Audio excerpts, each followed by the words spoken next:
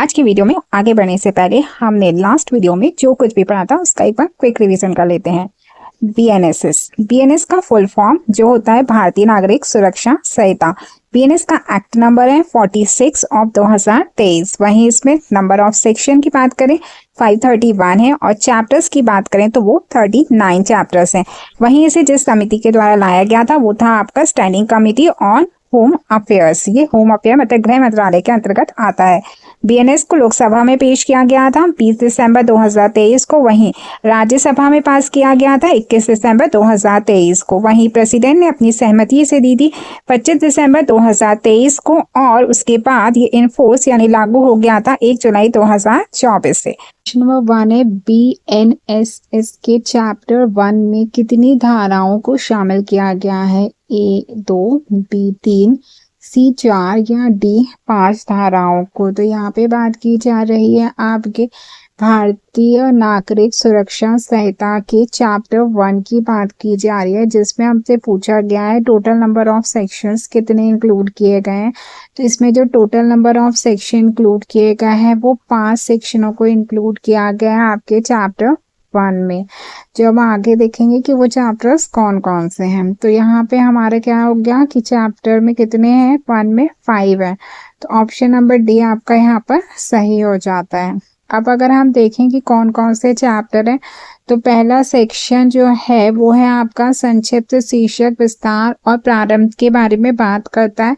वहीं सेक्शन 2 जो बात करता है वो परिभाषाओं के यानी डेफिनेशंस के बारे में बात करता है।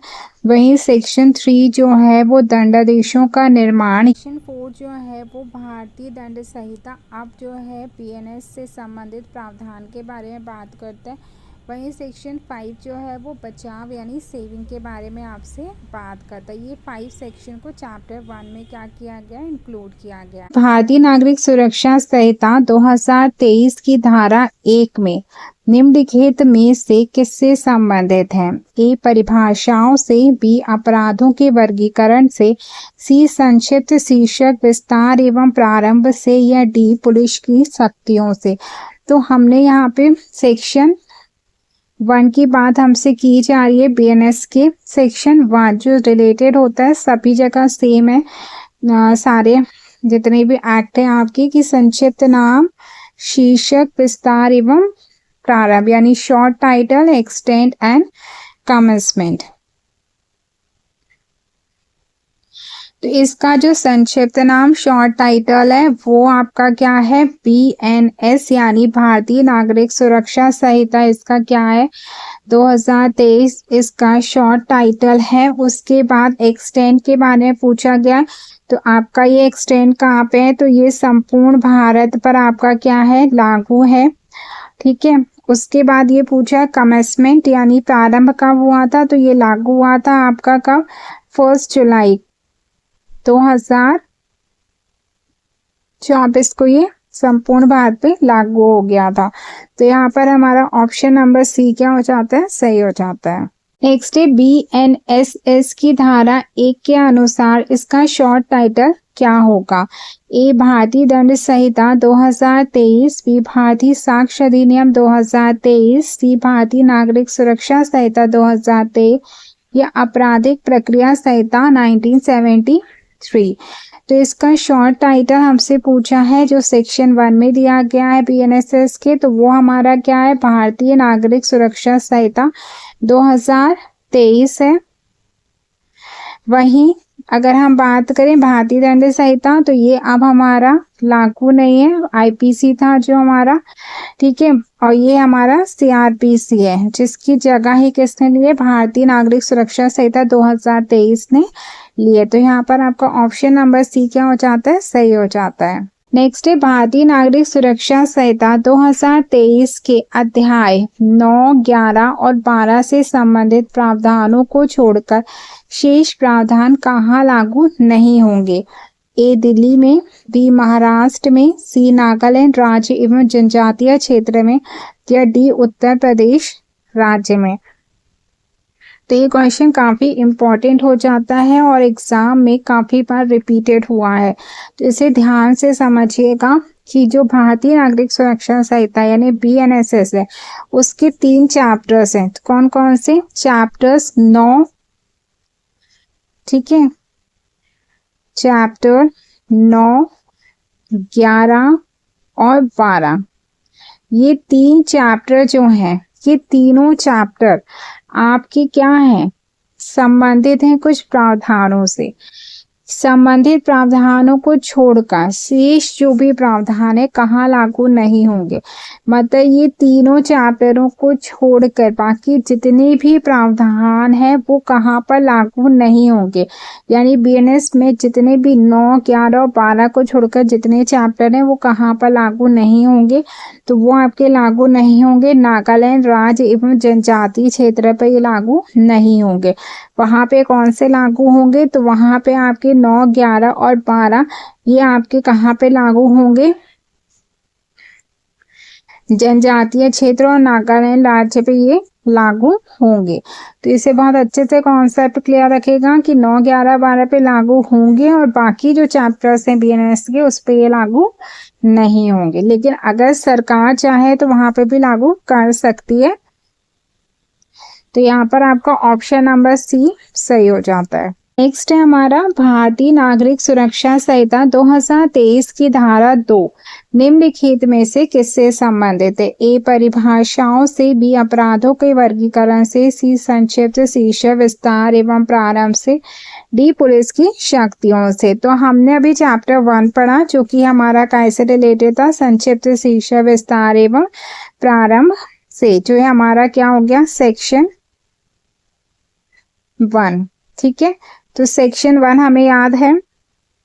अब हमसे पूछा जा रहा है कि BNS के सेक्शन 2 में किससे रिलेटेड है? तो सेक्शन 2 भी हमारा हार्बेयर एक्ट में सेम ही चलता है डेफिनेशंस का। तो हमारा यहाँ पे ए हो जाएगा कि हमारा सेक्शन 2 का ऐसे रिलेटेड है, डेफिनेशन से रिलेटेड है। भारतीय नागरिक सुरक्षा संहिता 2023 में कुल कितनी परिभाषाओं को दिया गया है? A 25, B 27, D 26 या D 30। तो इसे याद रखना बहुत आसान है कि हम भारतीय नागरिक सुरक्षा संहिता में टोटल कितनी डेफिनेशंस दी गई हैं। तो जितने अल्फाबेट हमारे है उतने ही टोटल डेफिनेशन हमारे BNSS में दी हुई है। तो हमारे टोटल अल्फाबेट्स कितने हैं? तो वो है हमारे 26। तो हमारी भारतीय नागरिक सुरक्षा संहिता में डेफिनेशन कितनी हो गई? 26।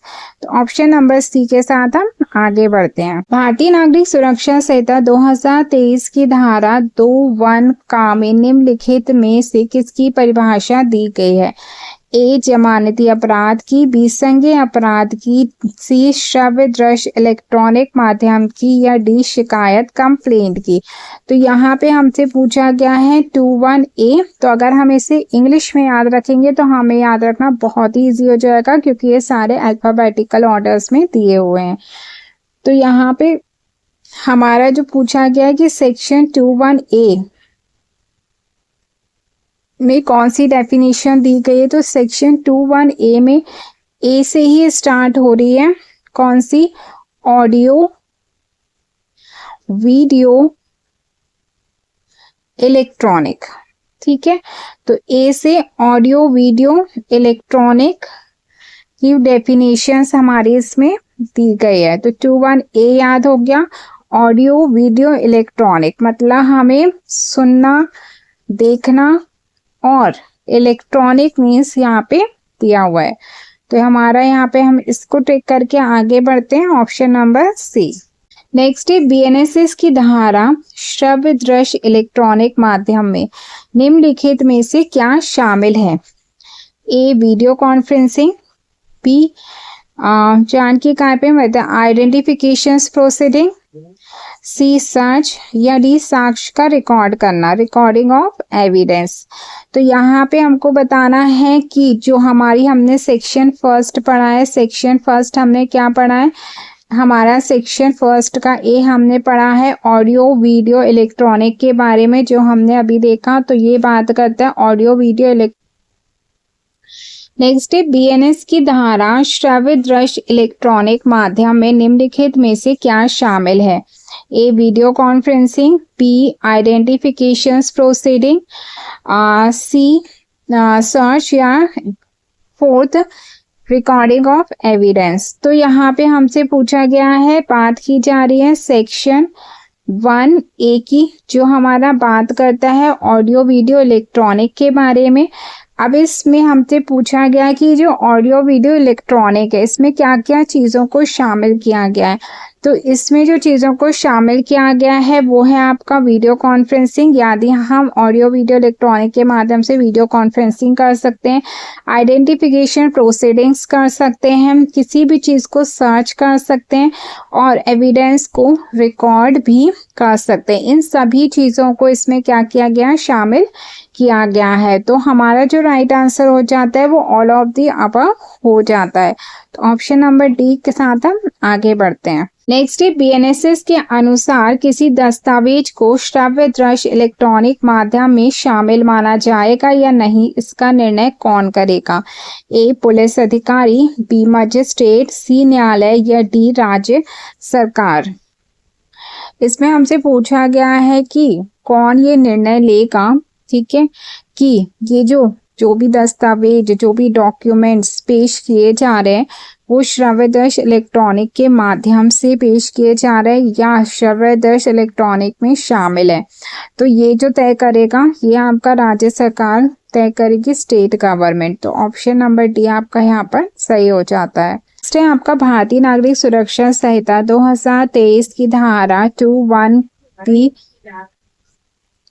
नेक्स्ट क्वेश्चन है भारतीय नागरिक सुरक्षा संहिता 2023 की धारा 21 ख में निम्नलिखित में से किसकी परिभाषा दी गई है? ए जमानत की, बी संज्ञेय अपराध मतलब कॉग्निसेबल ऑफेंस की, सी श्रव्य दृश्य इलेक्ट्रॉनिक यानी ऑडियो वीडियो इलेक्ट्रॉनिक्स की, या डी शिकायत कंप्लेंट की। तो यहाँ पे बात की जा रही है सेक्शन 21B की। सेक्शन 21B में किसकी बात की जा रही है? हमसे ये पूछा गया है बीएनएसएस के। तो हमने सेक्शन 1 में देखा था कि सेक्शन 1 में क्या दिया गया, ऑडियो वीडियो इलेक्ट्रॉनिक्स दिया गया, श्रव्य दृश्य इलेक्ट्रॉनिक माध्यम, ये हमारा किस में दिया गया, ये हमारा दिया गया सेक्शन 1 में, जिसके अंतर्गत हमने देखा था। अब हमसे यहाँ पे पूछा है सेक्शन 21B में दिया गया है, तो सेक्शन 21B में हम याद रख सकते हैं बी से बेल, ठीक। तो यहाँ पे जो बेल दिया है ये जमानत दी है, तो हमारा right answer option number A हो जाता है। नेक्स्ट है भारतीय नागरिक सुरक्षा संहिता 2023 के अनुसार जमानत बेल का क्या अभिप्राय होता है? अभियुक्त को दंडित करना, अभियुक्त को न्यायिक अभिरक्षा में रखना, अभियुक्त को बंद पत्र जमानत पर रिहा करना, या अभियोजन की कार्यवाही को समाप्त करना। तो भारतीय नागरिक सुरक्षा संहिता के अंतर्गत जो जमानत यानी बेल शब्द हमें दिया गया है, इस बेल शब्द का क्या अर्थ होता है, हमसे ये पूछा गया है। तो अभियुक्त को दंडित करना होता है क्या? नहीं, बेल मतलब दंडित करना नहीं होता। अभियुक्त को न्यायिक अभिरक्षा में रखना होता है, ये भी नहीं होता। अभियोजन की कार्यवाही को समाप्त करना, ये भी नहीं होता। क्या होता है? अभियुक्त को बंध पत्र जमानत पर रिहा करना, मतलब जमानत का अर्थ होता है कि release of the accused on bond and bail, मतलब जो भी अक्यूज्ड है उसको हम बॉन्ड पे या फिर जमानत पे क्या कर सकते हैं, रिहा कर सकते हैं। तो ऑप्शन नंबर सी आपका सही हो जाता है। इसलिए हमारा भारतीय नागरिक सुरक्षा संहिता 2023 के अनुसार जमानत कौन दे सकता है? ए केवल पुलिस अधिकारी, बी केवल न्यायालय, सी पुलिस अधिकारी तथा न्यायालय दोनों, या डी राज्य सरकार स्टेट गवर्नमेंट। तो जमानत हमने अभी देखा, जमानत हमारा यानी बेल, बेल की यहाँ पे बात की जा रही है। बेल जो कि किस सेक्शन में आता है? सेक्शन आता है 2, सेक्शन आपका 1 का बी आता, सॉरी 2 का बी आता है यहाँ पे, 2(1) का बी आता है यहाँ पे। सेक्शन आपका कौन सा आता है? 2(1) का बी आता है, ठीक है। अब ये जो जमानत है ये हमने देखा कि जमानत का तात्पर्य क्या होता है कि किसी भी अभियुक्त को क्या करना, बॉन्ड पर या फिर जमानत पर रिहा करना होता है। अब ये जमानत कौन दे सकता है, तो ये जमानत जो है वो पुलिस अधिकारी भी दे सकता है तथा न्यायालय भी दे सकता है, यानी बोथ पुलिस एंड कोर्ट क्या कर सकते हैं, जमानत दे सकते हैं। तो ऑप्शन नंबर सी आपका यहाँ पर सही हो जाए। नेक्स्ट है भारतीय नागरिक सुरक्षा संहिता 2023 के अनुसार जमानत किसे दी जाती है, केवल अभियुक्त को, केवल संदिग्ध व्यक्ति को, सी अभियुक्त एवं संदिग्ध व्यक्ति दोनों को, या केवल गवाह को। तो हमने यहाँ पे देखा जमानत यानी बेल, ठीक है, जो कि हमारे किस सेक्शन में आता है, जो हमारा आता है सेक्शन 2 का 1 का बी। जमानत क्या होती है, हमने देखा कि बॉन्ड या बेल पे क्या करना, रिहा करना, ये हमारी क्या है, जमानत है। कौन दे सकता है जमानत, हमने देखा तो कोर्ट और पुलिस, ये दोनों के द्वारा ही क्या की जा सकती है, जमानत दी जा सकती है। अब ये दोनों तो जमानत दे सकते हैं, लेकिन किसे देंगे ये भी तो हमें पता होना चाहिए। तो ये जो है कोर्ट और पुलिस जमानत दे सकते हैं, ये अभियुक्त एवं संदिग्ध व्यक्ति दोनों को ही जमानत दे सकते हैं। तो ऑप्शन नंबर सी सही हो जाता है कि अक्यूज्ड एंड सस्पेक्टेड पर्सन दोनों को कोर्ट या पुलिस के द्वारा जमानत दी जा सकती है। भारतीय नागरिक सुरक्षा संहिता 2023 के अनुसार जमानत किस प्रकार दी जाती है, केवल मौखिक आदेश से जमानत दी जा सकती है क्या, बिना किसी शर्त के दी जा सकती है, बंध पत्र जमानत पत्र पर शर्त लगा के दी जा सकती है, केवल लिखित अनुमति से दी जा सकती है। तो जमानत यानी बेल की बात की जा रही है। बेल हमारी किस में दी गई है, तो ये हमारी दी गई है धारा 2(1) के बी में, ठीक। अब जमानत होती क्या है, तो जमानत होती है बॉन्ड पर या बेल पर रिहा करना। कौन दे सकता है जमानत, तो जमानत कोर्ट और पुलिस दोनों के द्वारा जमानत दी जा सकती है। किसे दी जा सकती है, तो अभियुक्त को और संदिग्ध व्यक्ति को, ठीक है, जमानत दी जा सकती है। अब जमानत किस प्रकार दी जाएगी ये भी तो पता होना चाहिए। तो जो जमानत दी जाएगी वो आपकी दी जाएगी या तो बॉन्ड पर, बंद पत्र पर, ठीक है, या तो जमानत पत्र पर, बेल बॉन्ड पर या तो बॉन्ड, और उस पे भी क्या होगी, शर्त लगी हो।